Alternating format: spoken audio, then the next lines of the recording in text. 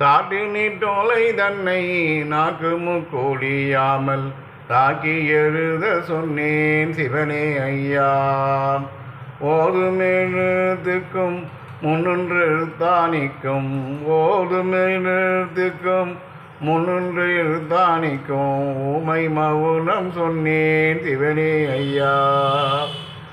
தட்சணம் எங்கும் போற்ற நற்சடலங்கள் பார்த்து தேடி தெரிந்தேன் ஐயோ சிவனே ஐயா.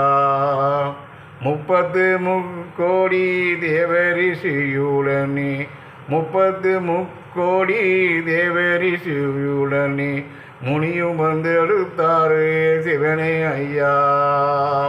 மாமுனி தாயுடனே வழியே நடந்து வர மலர் மாறி பெய்ததுண்டோ சிவனே ஐயா.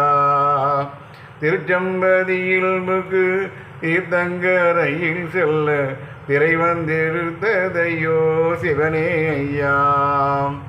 அலைவாய்க்காரையில் இருந்து தலைமேனே கையை வைத்து அம்மை அழுததை என்ன சொல்வேன் சிவனே ஐயா.